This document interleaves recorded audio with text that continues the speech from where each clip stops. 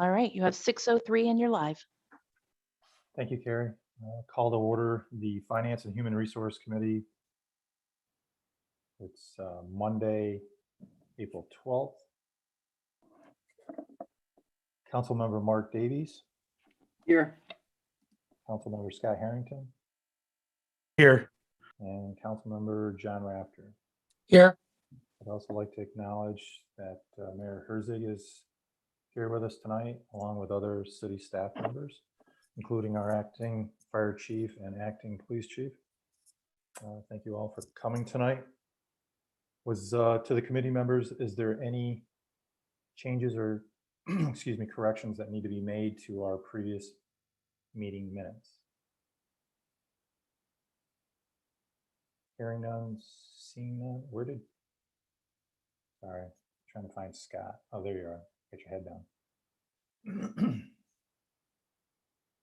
We'll accept the minutes as provided.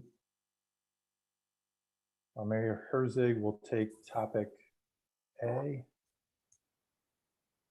The floor is yours, Mayor. Thank you, Len. Well, I just wanted to announce that Greg Mattice, our city engineer, has accepted the council's offer to fill the position of city administrator. I want to say congratulations to Greg. Greg has excelled in the position of city engineer here over the last 6, 7, how many years, Greg? I'm not sure.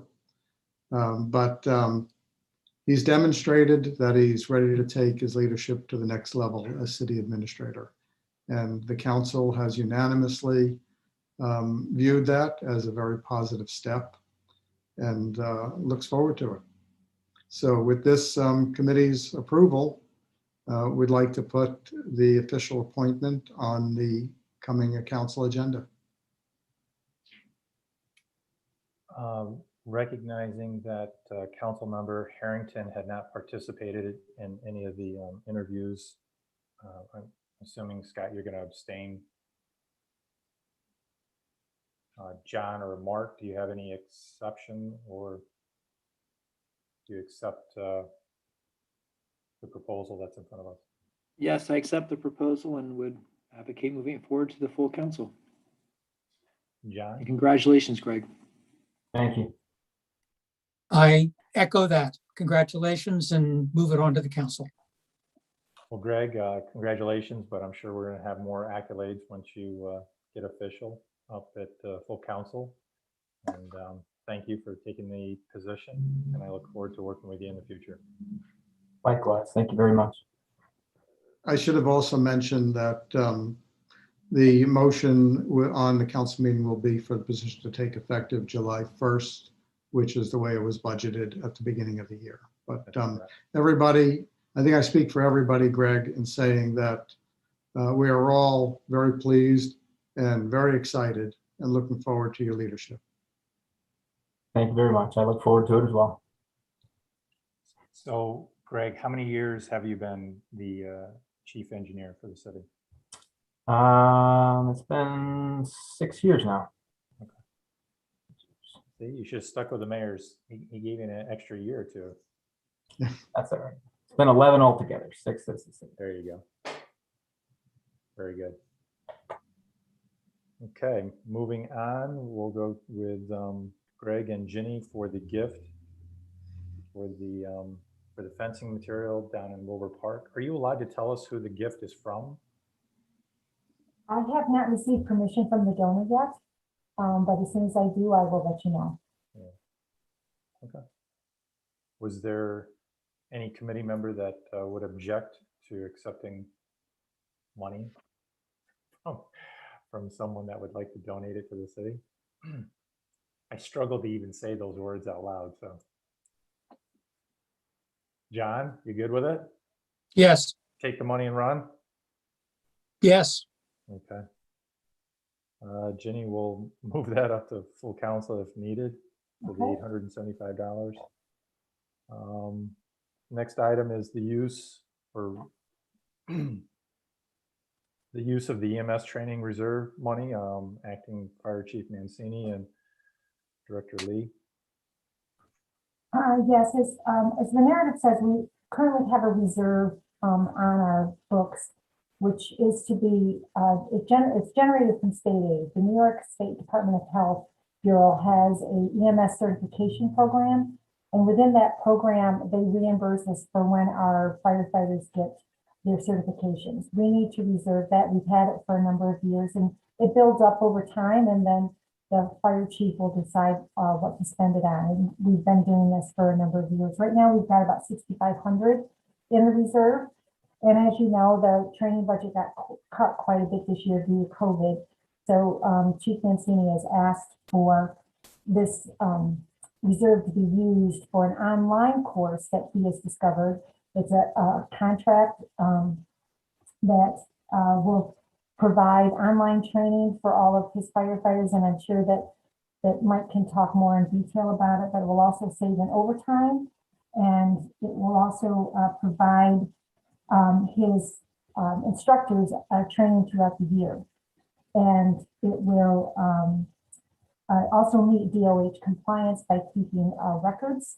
And but however, due to time restraints that was involved in this contract, we needed to move forward and use our current budget funds that we have, because we needed to get it in by a certain date. But I'd like to replenish those funds by using the reserve if the council approves. And Mike, I don't know if you would like to add to this program so they have a better understanding. Sure. Thank you, Jenny, for that. I previously used some of the courses online as a retail consumer when I was researching before. Without a department-wide approval from Department of Health, you were only allowed to utilize up to 50% of online training. So we wanted to take advantage of the funds that were there and move up to a level of 100% online training. And that would give the guys an opportunity to not have to worry about trying to get to a class on time with all crazy schedules that we have between work and home, and be able to do a lot of that online while at work.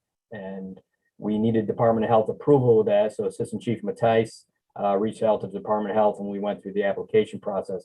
Fortunately, Captain Fro had most of the legwork done on that prior to our arrival in our temporary positions.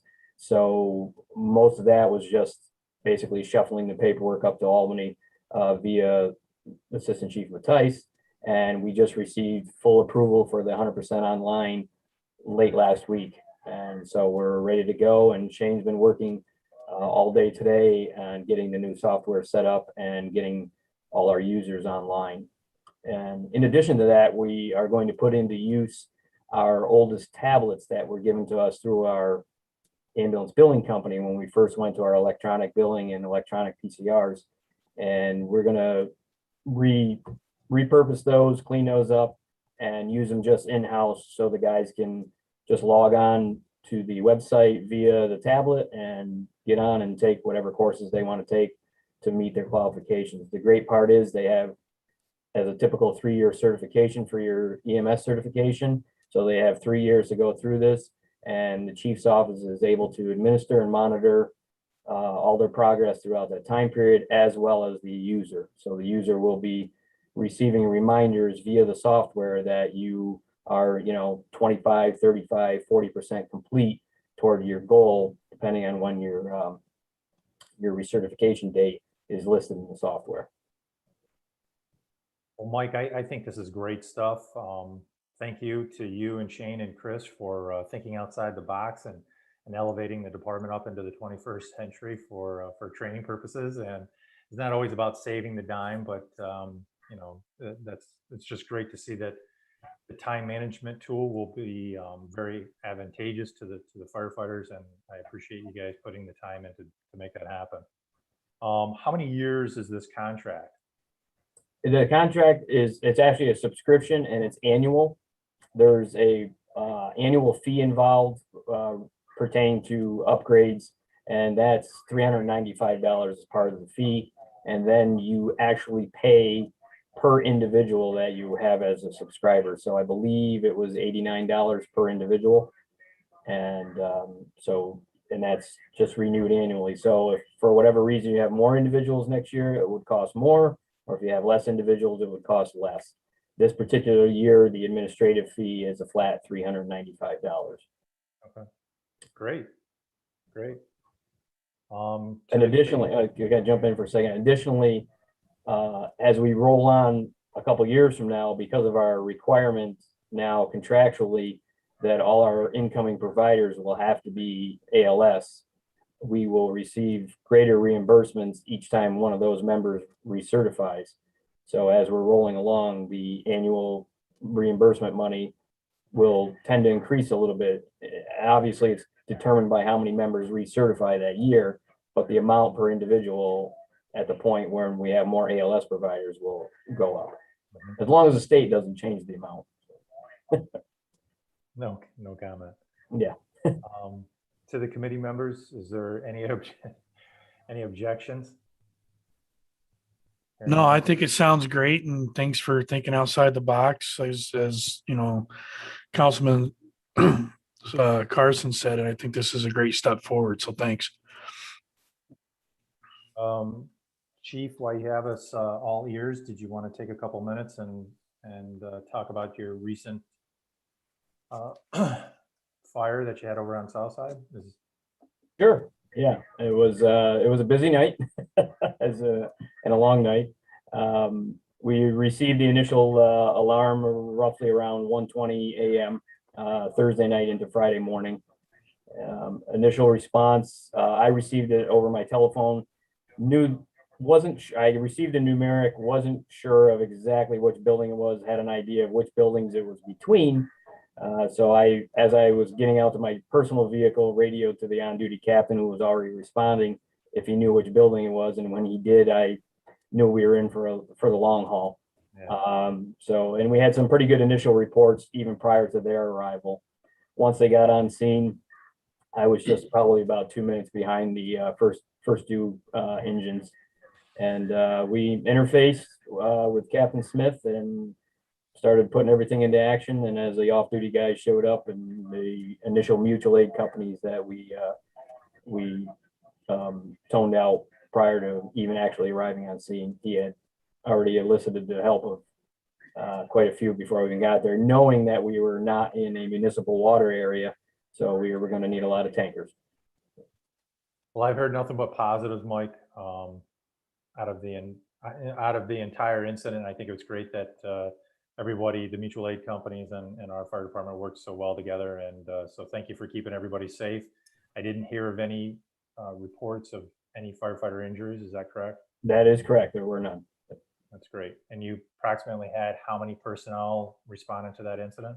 To be honest with you, out of our own department, Overall, altogether? I actually didn't even get that number from one of the Delaware County coordinators was helping with accountability, and I actually never got that number from him.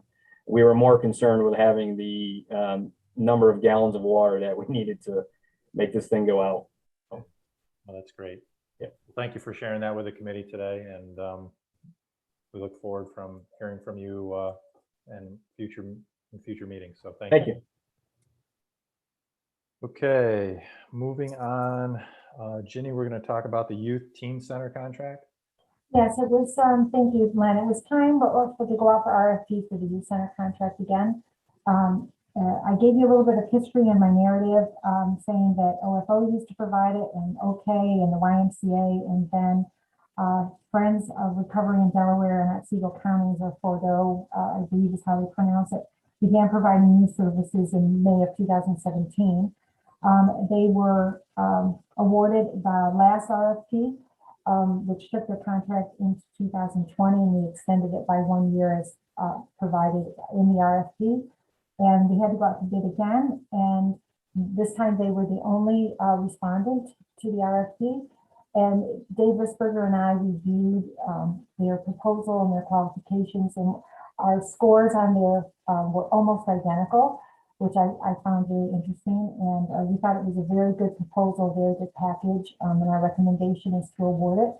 I would like to talk with Bordeaux. I'd like to have the purchasing agents talk to Bordeaux to make sure that for the terms of the contract, we have been thinking either have a 5-year contract in its entirety or a 3-year contract to extend for 1-year increments for 2 years, or a 2-year contract to extend for 3 years.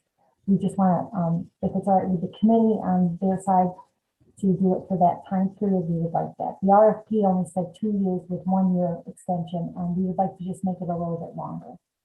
So you want to have a 5-year contract? I'd like to have a 5-year window anyway. Okay. And so just letting the committee members know, I shot you an email and I must be looking at the wrong line item here. So this contract is for $123,123. Oh, no, that's their budget. What we will be, that's their budget for all of their centers that they run. And in the RFP, Len, it was told that the city's contribution to run this particular youth center would be $13,500. Okay, so that's what I found in the budget was 13.5. So I was trying to figure this out going. Yeah, no, that's their budget for all of their organizations that they work with. Why did they share that information with us? They always have. It's just like when we look at DO will show their entirety of their budget for all the functions that they do. It's their organization. So yeah, out of this 9-page document, I read the entire thing. I might have missed it, but I didn't catch the $13,500. That was in the RFP. Did you read the RFP? That's where the 13.5 was listed. So they knew going into responding to the RFP that we would give them $13,500 to run the city's program. Okay. Well, I just want to also go on record that Ian Austin has been running this program for many years and he does a phenomenal job. So I just want to make sure that we're funding it properly. I was just a little confused on my end. Sorry about that. So I guess turning it back to Mark, John, and Scott, is there anybody objecting to raising this contract to the council for a 5-year contract? What's the escalator on this? If we're starting at 13.5, It's going to be the same amount for each year. that's a really good deal. Okay. Anybody objecting? No, Seeing none, we'll move that up. The budget transfers. Right now, I only have one for this particular line. Our sewer truck, it's our 2004 Sewer International Cleaner truck. It needs a water pump replacement. City staff believes that the truck is still in good enough condition to invest it's between $17,000 and $20,000 water pump in it. Right. And we would like to have this expenditure approved and to have it funded through the sewer funds contingency account, which is currently at $100,000. This will be the first time we'll be taking from the sewer fund contingency. And we're hoping that it comes more at the $17,000 mark, but you know how it is once you get into the repair, they may find something more that they have to do. So Greg and others are finding value in this apparatus. So we should be able to get several years out of this additional money that we're investing in the apparatus, correct? I'm going to let Greg answer that question. Yes, absolutely, Len. The truck chassis itself is in pretty good shape. It's really just the pump that has the issue now. But we use this truck all the time, all our monthly sewers. Every month we go out and run certain lengths of sewers that have had troubles in the past, and this is what we use for those all the time. In addition to our the newer sewer jet truck, that's also a hydro excavator that's been out doing a hydro excavation job all week, so this frees up the other truck for additional operations, and also gives us some flexibility when one's down for whatever reason, service or otherwise, we have a second one to keep things going on. So Right. definitely get to choose. And so are we able to buy this pump locally? That's something that we can buy from the folks over on Southside, or? Trying to remember who got the low quote, but Charlie did go out and get, or attempted to get 3 quotes. I think he got 2 that actually responded back to him. Who were able to, I'm not sure where the low quote was from though. Okay, top of my head. Is there anybody on the committee that is objecting to investing into this? no. Not objecting, but I guess I have a question. With the contingency and with the sewer, Jenny, last year, isn't it the sewer fund, the one that you said was concernably low, No, that was the water fund, that, the water fund? Mhm. Okay, thank you. you're welcome. Okay, we'll move that item up to full council. The surplus items, was there any objection to moving the surplus items up to full council? Okay, None. seeing none, we'll move that up. Greg and Ginny, on the budget adjustment for the wastewater treatment plant electrical contract. I'll let Greg talk about the details of, if you have questions regarding what type of work is being done. But when a capital project or any project goes over a 10% change order amount of the original contract, it needs council approval. We've had 2 change orders for the electrical work so far, which had only added up to about $36,000. This next change order is for $140,408, which brings it over almost to a 13% over the original contract. So it's going to need council approval. We have a contingency for the wastewater treatment plant project, which currently has a balance of a little over $492,000. So we do have the funding for it.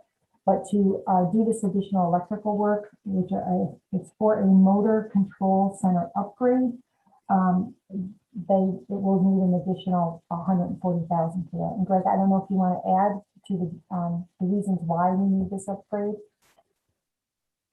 Just generally, this was something that was actually included in the base bid or as an alternate in the project, not part of the base bid, but we rejected that initially because our consultant Bell Engineering felt that the price was a little out of range, and it turns out it was a misinterpretation by the contractor and reading the plans, so they ended up quoting a little higher than they probably should have, and so that's why we didn't accept it initially.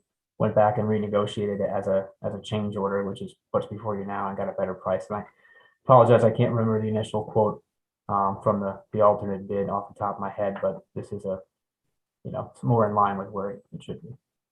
So Delaware Engineering, if I understand it correctly, Delaware Engineering actually saved us a substantial amount of money by doing what they did. Yeah. Good. Yeah. Good. From the committee members, is there any objection? No. Nope. Scott? Okay, hearing none, we'll move that up. All right, a famous excavator. I remember talking about this in budget talks. Yeah, included in the 2021 budget is a purchase of an excavator. It's 1/3 general, 1/3 water, 1/3 sewer. Right now in the budget, it's at the net with a trade-in value. So each fund, but the net is about $40,000, anticipating a trade-in value of about $64,000. And so the gross amount for the purchase is a little over, right around $104,000. And the city has received a quote from the New York State contract. And we've also, this quote though is only good for 7 days.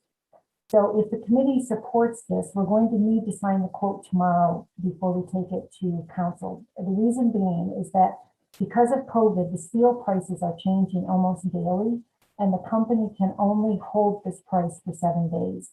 They gave us the quote last Wednesday. So we need to get the signed paperwork back to them by Wednesday morning. So just keep that in mind. Or they're expecting it, if we don't get it to them by Wednesday morning, they're expecting the price to go up by about $4,000. So the city has also been offered a trade-in value for our backhoe of about around $64,000. But we are suggesting that we surplus the backhoe, see what we get for it on Auction International by having it featured. We're thinking that we probably would get, at least I'm hoping, we would get at least 64, if not more. But we wanted to have your input on which avenue you would like us to take, if you want us to take the guaranteed 64,000 trade-in value, or if you would like us to put it on surplus with the anticipation of getting a better price for it. Either way, the gross will be around the $104,000 figure. And then no matter which approach we take, a trade-in or a surplus, I will have to bring some budget adjustments to council so I can gross up the expenditure and then also gross up the revenue for surplusing the other piece of equipment. I guess I'll go first. I think I'd rather just see us do a $64,000 trade-in and the net 40,000 into this new excavator.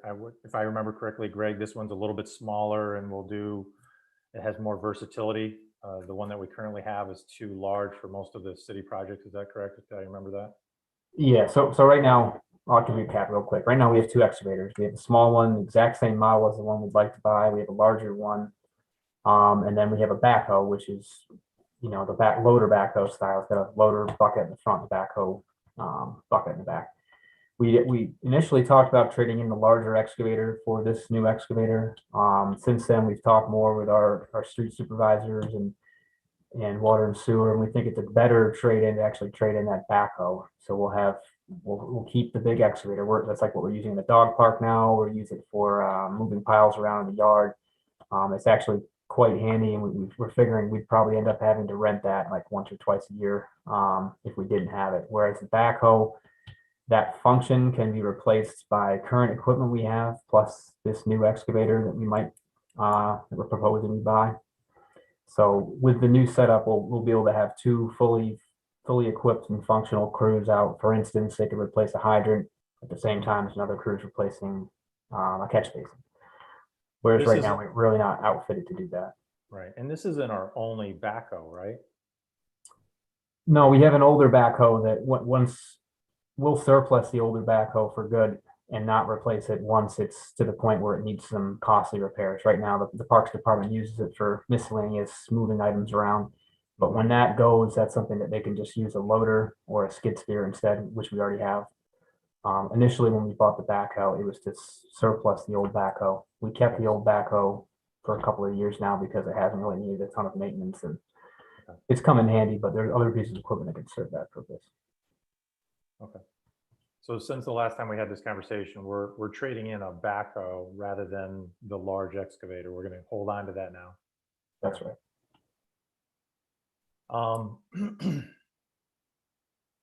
I mean, I'm sure you could probably get a couple more dollars on the auction site, but I don't know. Any other committee members want to join in? Go ahead, Mark. Yes, I see this a little differently. I think I know in other industries, it's been really difficult to get steel for equipment. So there's been a lot of lag time in different parts in different areas. That might be affecting the entire kind of market for this. If we have a perfectly functioning piece of machinery here that we can put on for 64 as a starting bid, and maybe we drive it up by $5,000 or $6,000. That's $5,000 or $6,000. You talk about alternative revenue streams. That's $6,000 towards this overall purchase. Mm-hmm. And if the worst case scenario is someone meets the asking price of 64, we break even on that with what the price is. So in my mind, this is I don't think you're taking much risk, but we can certainly put it out there and see what kind of gain we can have. Well, I appreciate you contributing to the conversation, but you take a full out risk when you put it into an auction. It could come out to 48,000 on the auction site. We're not guaranteed 64,000. We can ask 64,000, but that doesn't mean we're going to get 64,000. Well, is a minimum bid, we don't have to, that means that they have to reach that minimum bid. We don't sell for 48. We would sell for the minimum bid of 64. So if it doesn't sell for the 64, then what's the process? We would take it off and then be able to use it as a trade-in value and maybe gain a little bit, maybe lose a little bit based on the price of steel at that particular time. Is that correct? David or Mark, we would not be able to trade it in unless we sign the deal for a trade-in. Once we sign the deal, whatever the committee approves tonight, we'll sign that scenario tomorrow. So if we put it out for surplus, we do not receive our minimum bid of 64,000. We would relist it again on Auction International or publicsurplus.com until we got our minimum bid. that is the approach that you would take. And then if I can ask a follow-up question, and I'm not sure who this should go to, Jenny or Greg, but in the past, when we've offered big equipment like this for auction, how long has it typically taken? Have we been able to move big equipment like this? Typically, what takes place? Well, it's tough to say because it varies so much and depends on the market. Recently, there's been some vehicles that we've surplused. We've gotten, and actually, I guess a skid steer, it's a heavy piece of equipment, a little bit smaller than a backhoe, but we got quite a bit more than we expected to get for that, which might indicate that it's a favorable market right now, like you suggested, with people looking to buy things and having trouble accessing them. But it's tough to say. There's not that many big pieces of equipment like this that we've surplused recently or really in recent years, especially equipment in the type of condition that this is. Very good. So it is a risk. There is a risk, as Len points out, that you don't sell it for 64 and you have to drop your price on it. I don't know how to quantify that risk, unfortunately. Go ahead, Scott. I'm going to go down a completely different path than everybody, I think. So, Greg, don't hang my picture up and throw darts at me. But I'm going to go in favor of we don't do it at all. I'm going to go in the favor of, we got a lot of unknowns still in front of us. This is one thing I think probably should never been put in the budget because we were putting all this stuff in, all these purchases off until July anyway. I'd also understand the price of everything going up. I understand, doing projects at my job, I understand that, the price of a 2x4 is up over 300% that you go by.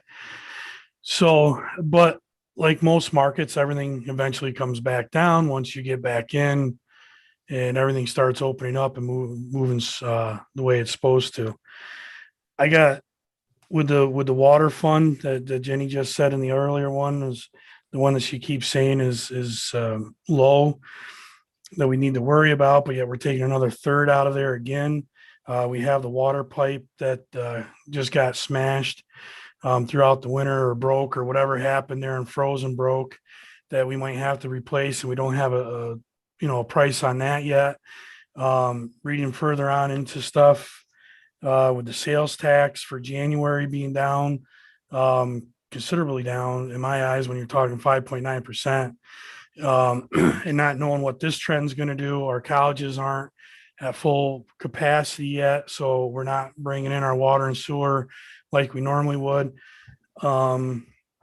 We have functional equipment. We're getting by with it. Is it making us at peak capacity? Probably not. I understand completely, Greg, what you're saying, labor intensive and stuff.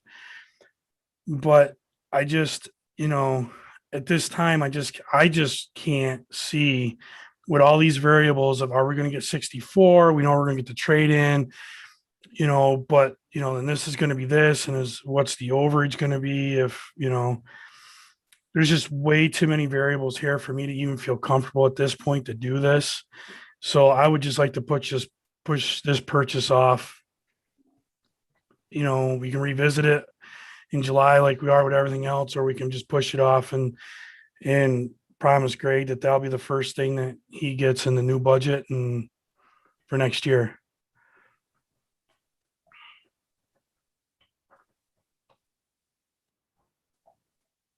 Len?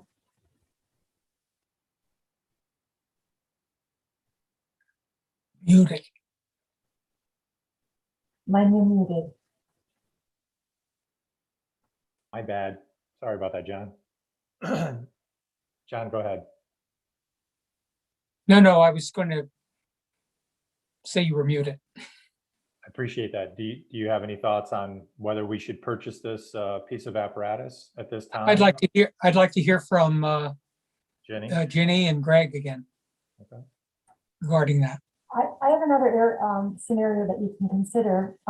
We could not sign the order tomorrow and risk the price going up by the $4,000 and put the backhoe out for surplus to see what we actually do get for it.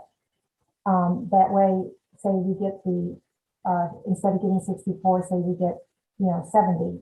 but then again, we're risking, the price going up, because of what the contractor has told us. But that's another scenario you could consider.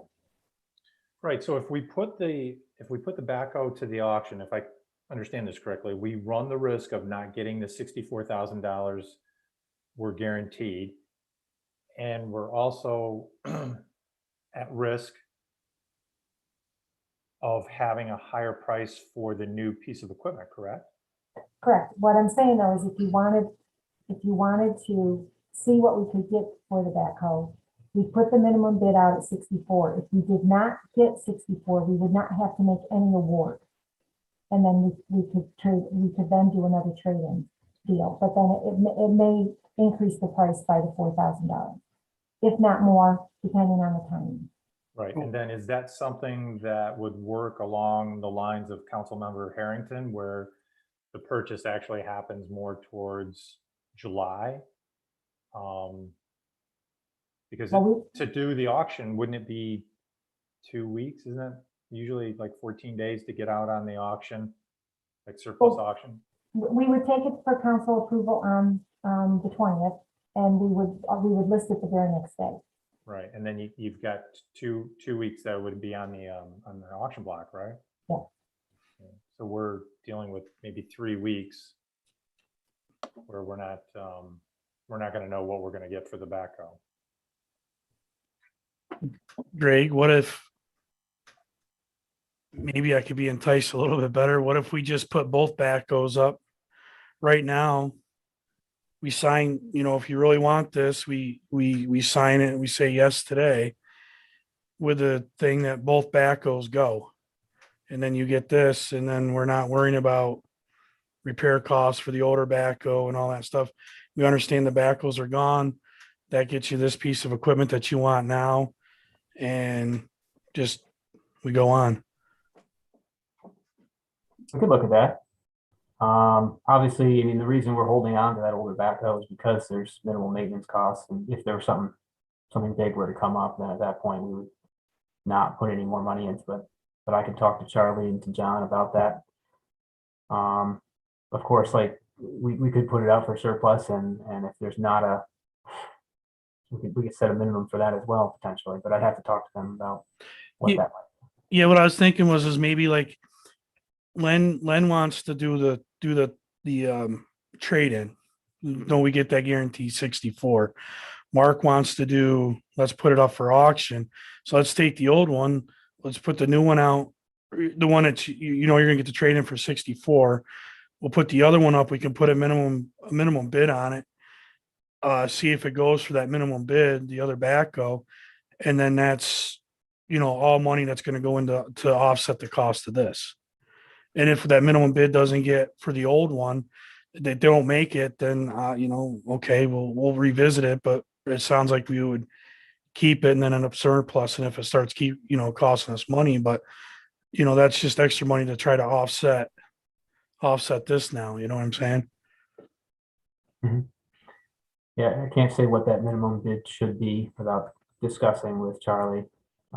It's much older. It's not in great shape. It's not going to get nearly as much. I can't venture a guess, but it's not going to be a very large amount, but we could look at that.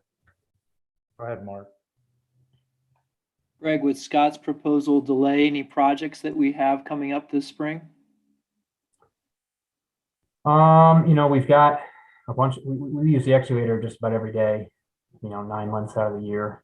That smaller one that we have now, that one needs to go down for some service. It's going to take 2 or more weeks relatively soon. I'm not sure how much longer we can string that out before Charlie needs to take it. So we might find ourselves in a position where we need to rent an excavator in order to keep projects on track. We can't really go 2 weeks in the summer without one of these appropriately sized excavators for street jobs. That would just set us behind. Or the time's more valuable than the rental cost. So in that case, if it came to that, we would have to rent. I can't promise that we won't be in that situation 2 weeks from now if it comes to be that we need to put that piece of equipment out for service. That's just one thing to consider. So we would not without getting projects done. It just might end up incurring some rental charges. So Len, can I put this out there? if we do, because it sounds like Greg really wants this, really needs this, wants to get this going. And I understand signing the contract so that we don't get hammered with the extra $4,000.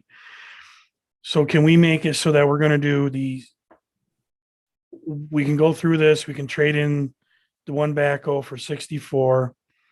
We know we're going to get that. And then we're going to, we can put the other one online.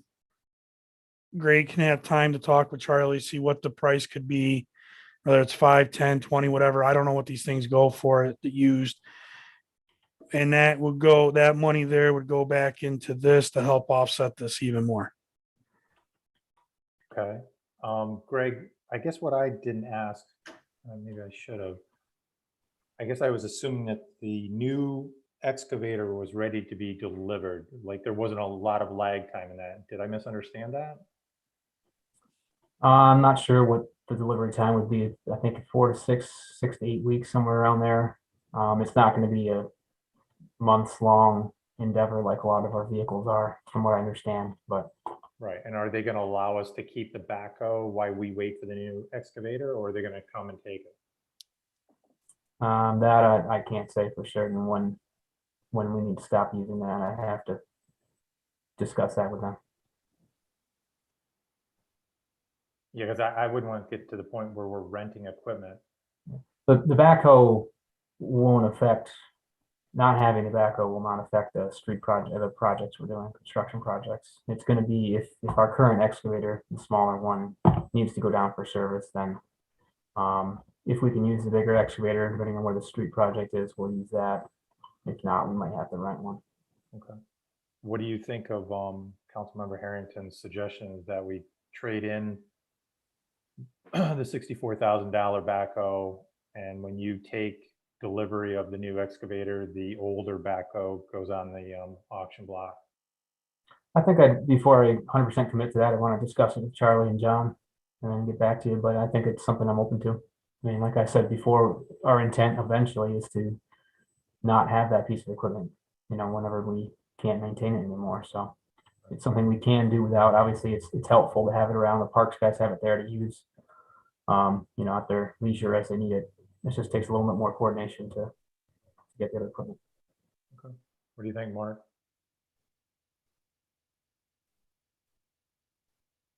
Sorry, I couldn't find the mute button. I'm okay considering that. I guess I'm happy to defer to city staff who understand a little bit more what our needs are right now. I don't want to handcuff them, if there's projects that can't be done because of this. Right. So that's my overall thinking. Yeah, that's where my concern is. I don't want to get to the point where they can't do a job and they have to go rent equipment because we don't have it. Right. So I guess, Greg, if you feel comfortable with this, John, do you want to say something? Go ahead. You good? Okay. I agree with Mark's summarization of this. Yeah. So if that doesn't put the staff in a position that they can't get work completed, then I believe the committee, correct me if I'm wrong, is saying go ahead and take the trade in for the 64,000, purchase your new excavator, and then come back to the committee and let us know what you're going to, what do you think the valuation of the older backhoe is, and when we can put it up on auction to obviously defer the cost more of this new excavator. I understand that it goes into the general fund, but we're not going to specifically put it towards this debt. Okay. Ginny, are you okay with that? I will respect the committee's decision. If I were queen, I would be auctioning off the backhoe because I just think it's in excellent condition, and it's like selling your car outright. You always get a better price than trade-in. But the 64,000 is a sure thing, and that's the best way to protect the taxpayer. So it just depends on which lane you want to go down. Can I ask a follow-up question to that point? And I don't know, again, who this is for, but what is the Kelly Blue Book value on an excavator? I mean, what could we potentially get off of that? Well, we did a little searching last week when we were talking about this, and it really depends on the area of the country that you're in. And you have to remember that governments get quite a discount from the state contract. We get about a $30,000 discount when we purchase this type of piece of equipment. So for a private company to buy this piece of equipment, it would be a much larger price tag for them. So, you know, in doing searches, we saw different prices ranging from 75,000 up to 152,000. It depended on where you were in the country. Are you talking about the excavator or the back? The backhoe. And typically, how does that work? Does this, I'm selling it by auction, they're responsible for picking it up and everything else, and once we close the auction, it's their headache at that point, right? The buyer pays a, what is it, 10.5% fee on top of the sale price to the auction site, right, Jenny? Yes. Yeah, Mark, I forgot to mention that part too. There's the buyer and the seller costs that go with the auction.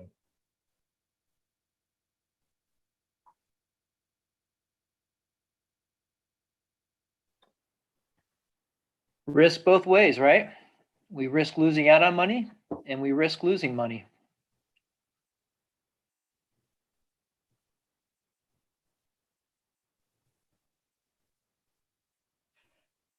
Well, what do you guys want to do? We're in uncharted territory. I don't think I've ever seen the committee like this. Well, I'll go back to the thing of, I rather take the sure thing right now, the 64. And Greg can, we got to sign the contract so it doesn't possibly go up. And check, and I would like to get rid of the second backhoe at the same time. Just however Greg and Charlie decide to do it. That's, if they're going to get rid of it eventually anyway, if it's not going to, when they say it starts going to cost the money, then they've got in the back of the head, they're going to get rid of it, and it might bring a little bit more money because everything works and it's not broke. So, John, your thoughts? I defer to Greg and Virginia on on this. When it comes to this, I just don't know where to go into the bargaining and the speculation about where it's going to really go. Well, I'm getting the sense that the committee would prefer a secured dollar amount. So why don't we give Greg the okay that we'll sign the contract with the trade-in, and that way we're secured at getting the 64,000 for the trade-in value and keeping the price of the excavator at the lower cost.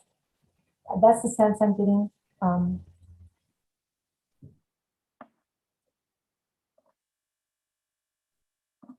Mark, I guess I just want to turn to you. Are you going to be okay with that? Yeah, I mean, I'm okay going with the will of the committee. Again, I'm somebody who, I'd love to see what the open market can bring. I was thinking about that 10%. So we add another $6,000 to the price, put it on bid at 70. We've covered that, and see where we can go from there. That would be my suggestion. But if the three of you are in support of doing the trade-in now, I can support that as well. I think this is, on one hand, it's risk of money lost, and on the other hand, it's risk but potentially money gained. I'd rather try to gain it, but that's just my nature. Especially given what seems right now like the market is potentially better for purchasing this type of equipment. Right. Well, I guess I was listening to Greg earlier. He couldn't quantify that risk, so it's. Yeah, I'm just throwing my ideas out there. Certainly the sure thing is the 64 and the trade-in at the value that it's at. But when Greg or Jenny says potentially up to 125, settles out, let's say it shakes out around 100. 10% off, that's 90. That's a nice, it's a big, it's more money towards something. And I'm just speculating, throwing numbers out, of course, but that's, certainly seems to be more attractive to me. Has anybody looked on the market to see on the auction to see what these things have been averaging out that they're going for? Yeah, that's what Ginny was referencing earlier. We just did some research online, different sites, what they're going for. Like she said, it depends on the area of the country. Well, our area of the country, like New York, has anybody kind of looked on, New York, Pennsylvania, around in that area and see what they've gone for on municipal bids or municipal auction? Can't say that I have an average. Mark, I'm you got my wheels turning, Mark, but I wish there was just a little bit of information that came forward to kind of help a little bit of, like, hey, yeah, we looked at this and the average seemed to be 68, 70 around in our area. Because really, honestly, it's more apt to be bought from somebody within our area than somebody from like California or the Midwest. So Just because of shipping costs? shipping costs, time to come get it, if they're going to come get it themselves, So I guess we're going to keep debating this thing, but we're going to debate this to death, I think, Len. Hey, I'm So, from Jenny, my I guess to original of answer- not doing it at all. right. I've kind of so- stepped up to saying, well, maybe we should. So Ginny, given what Scott was just saying, what did you say that this piece of equipment was getting in our region in the Northeast? Well, I found some prices in Pennsylvania, they were ranging from 75 to 77. And then a little bit as you go further out, some of them were, in the 90s. All the way out to California, it was like 152,000. But Right. So with 75, 80,000, does that take out the seller's costs and whatever else we're on the hook for? well, Does these were, I do not have access to municipal auction results. These were like on machinetrading.com. And I think the other one was machinetools.com. I'm trying to remember the sites that we were checking out. Are these the sites that we're going to use? No, these are just for, this is public. This isn't, this is for the general public. It's not for the municipalities itself. So these were just Yeah. trade-in. These weren't auctions then. No, these were things for sale, used pieces of equipment for sale. Okay. Yeah. We're talking a couple different things. We're talking auction versus, Private sale. right. So that kind of brings it back down again as to, Right. So I thought we were talking, you had looked up on Auction International. Isn't that the platform that we were going to put this Yeah, on? I don't have access to that information. I can't get in to see what other Oh, things okay. are auctioned So for. what you were referencing before was private sale compared to, we don't know what equipment's been going for on Auction International then. Correct. Okay. Yeah, well, that puts me back down to let's just get the share 64,000 then. yeah. I don't know, Len, I don't know what to do on this. Is one of those ones, I mean, it's a gamble, but I think we're just going to have to just make a decision and go with it, I guess. I mean, I know we're signing it so you can get it. So I don't really know at this point. I'd probably go back to, let's take the shirt thing of the 64. Let's sign it and looking to the possibility of sending the second one along down the Okay. road as well. Mark, you're still good with that? If that's the will of the committee, I certainly will support that. Okay. I've made my argument. I think we all have 3 times over, so I'd like to move on to the next item. So if the committee wants to move this up to council, we can have the debate again, but I think at this point, Greg, we're saying take the 64,000 as a trade-in value and net out at 104 for the new excavator. Okay. And as far as the older backhoe, do you want to At some explore point, that idea in the future? yeah, at You- some point, come back to us and Okay. And let us know what the valuation of that piece of equipment is, and let Charlie chime in on the valuation compared to how much money we're going to be spending on it in 21 and 22. Okay. So, you know, it's a paid for piece of equipment. If it's not costing us money, it might be wise to hold on to it. Okay, I'll come back to the next meeting with some analysis. I guess, Ginny, the only question I had for the next item, materials and supplies bid, was the cost that came in compared to what you were stuck trying to guess in the budget. How did we do there?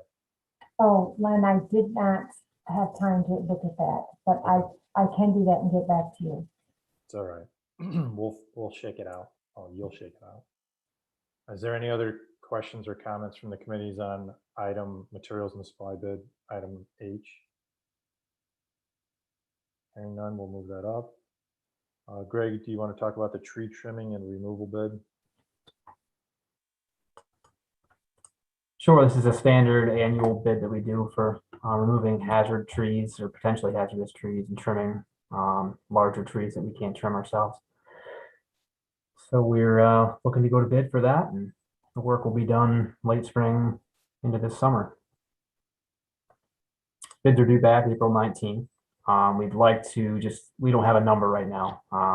So those will be open the 19th. It's usually just a matter of checking the math and making sure the contractor's a known commodity, or if it's a new contractor, we do some due diligence and just check up on them. And if everything checks out, we'd like to bring a award recommendation to the 20th council meeting so that we can just move ahead with the contract. Okay. Well, thank you for just bringing this item up to us to advise us what's going on. Appreciate that. Sure. Mayor, you have item J, which is the Preservation League grant application. I apologize, Mayor. I read this earlier today. I didn't see that you were there. We would have cut you loose after you had the okay. first item. Sorry about that. Okay, You had to stay for that lightning round of debate. I found it interesting. Yeah, I'm sure. Okay, as you know, the council had unanimously endorsed Otsego 2000's grant application for Preserve New York grant, which would serve as a first step toward expanding the historic districts here in the city of Oneonta. It would do so by conducting on-site surveys throughout the city, which would identify new areas worthy of recognition on the state and national historic registers. The benefit to the city of this would be that homeowners in the historic districts would then be eligible for state and historic tax credits in order to do renovations on their homes. I've been asked by Ellen Pope, Executive Director of Otsego 2000, to ask the council if, well, let me back up and say that there is a match to their grant application of $7,000. Their intent, Otsego's 2000's intent, is to secure the $7,000 from other sources that they're working on. Ellen Pope of Otsego 2000 asked me to ask the council if the council would agree to spend up to $7,000 to meet that match in the event that Otsego 2000 is not eligible to procure the full $7,000 from other sources. I would like to move that motion forward. I support it wholeheartedly. That we'll guarantee the 7,000 if Ellen, will have no doubt we'll get the 7,000, but if for some reason it doesn't, I think it's a worthy investment into the city residents to help them out, and it'll create a environment where they want to invest in their homes more, and that's what we're trying to do. So for $7,000, that's a penny on the dollars. Mark? I second that. And Scott, thank you. That's a third. Yeah, I agree. John is giving me a thumbs up. So thank you, Gary, for bringing that forward. And please forward our thoughts to Ellen about all the hard work that she and the others are putting into it. Will do. Thank you.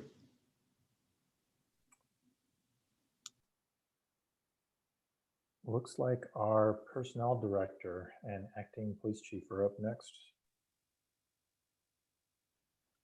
Sure. So we have a full-time budgeted civilian dispatcher spot. This spot comes to be vacant by the resignation of Carolina Stipulkowski, one of our full-time dispatchers who has since, switched over and become an officer, and she's off at the police academy now.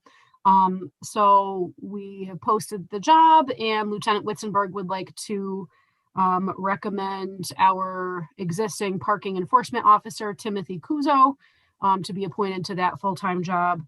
The salary is $31,767. That is a CSEA grade 6, and it would become effective on April 21st.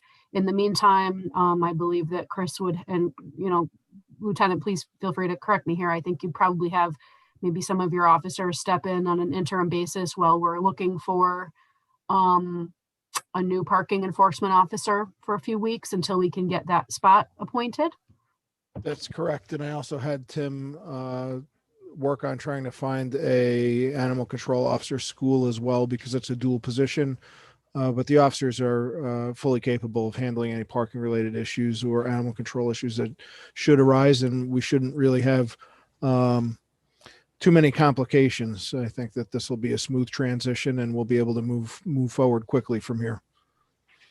Yeah, it's great that Tim, number one, Tim took the test, and I think it's great. He's been with the city of Oneonta a long time. He's a good employee, so I think this is great.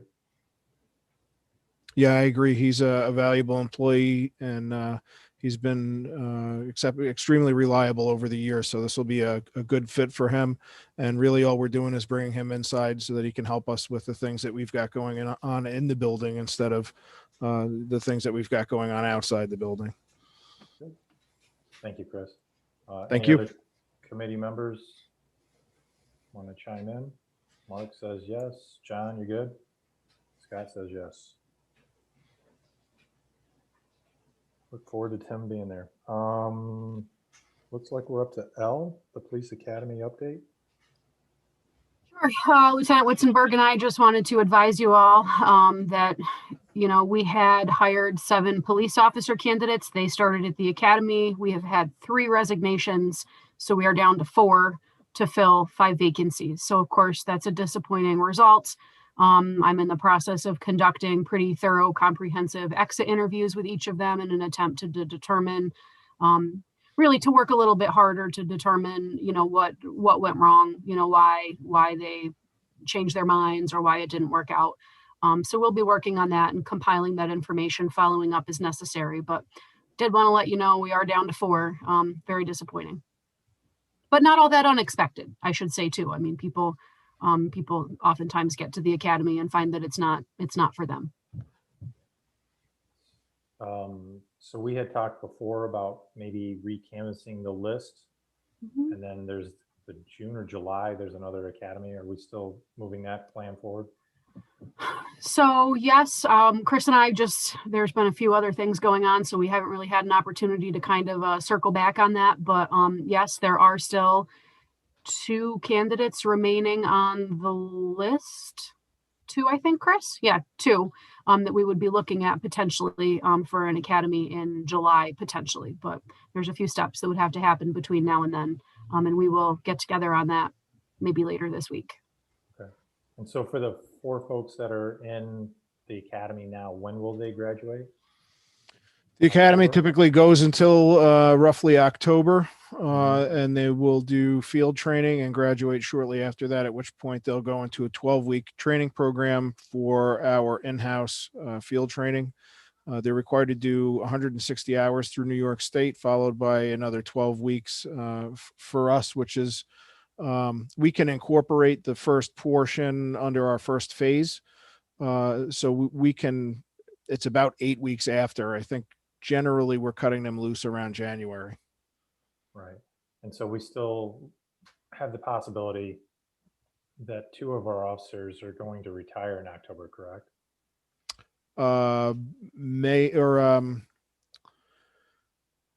My best estimate now is potentially February of 2022 and June of 22. Oh, okay. That's good then. Okay. So got a little breathing room. Okay. Len, can I, Len, go can ahead, I Len. jump in real quick? Yep, go ahead. First of all, Katie, thanks for the update and sorry that we lost 3.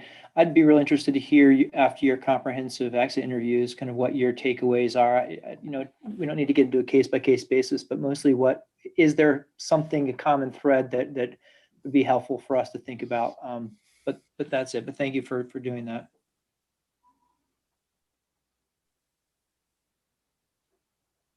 Katie, I believe we're up to Thank M. you. Thank you, Chris. We are. This is a follow-up on General Municipal Law Workers' Compensation 207C settlement, and we've actually had a new application. So I have requested, Len, with your permission, an executive session to discuss these because we're dealing with confidential medical information. So moved.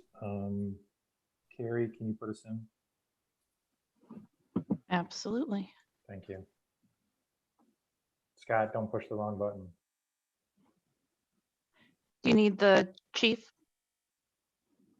Do we need the chief, Katie? He is certainly welcome to join if he wishes. It pertains to his department, so he is more than welcome, of course. And that would be PD, correct? Police only, yes. Thank you.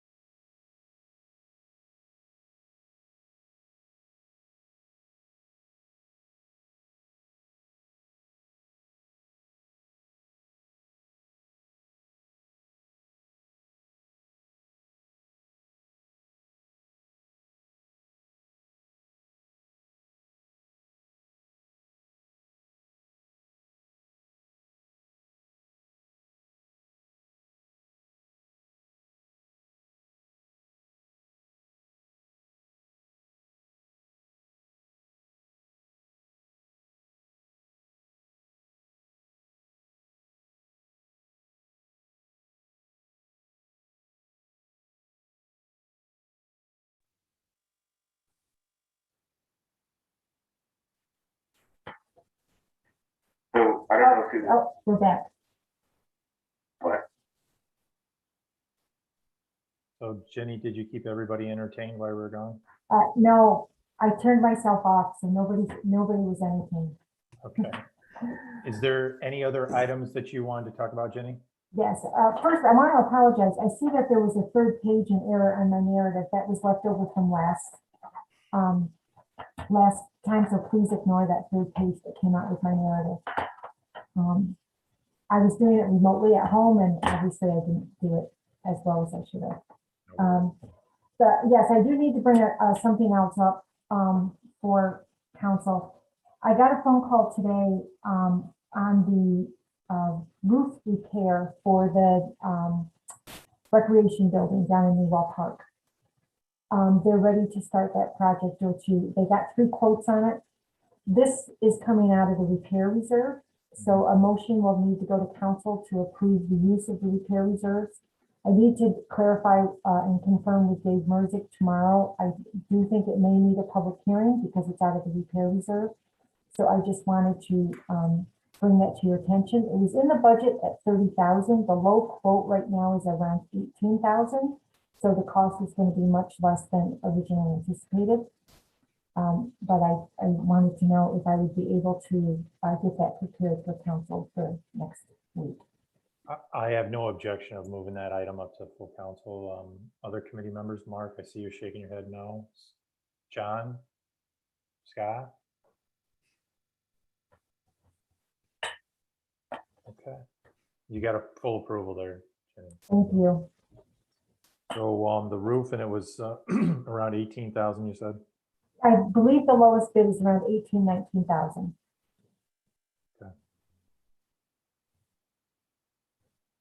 All righty. Anything else? That is all I have. Okay. Thank you, and thank Joe for working hard on this stuff. And is there any other items that committee members have to bring up? No, this one's been a pretty long one. Long list this time. All right. Well, everybody have a good night.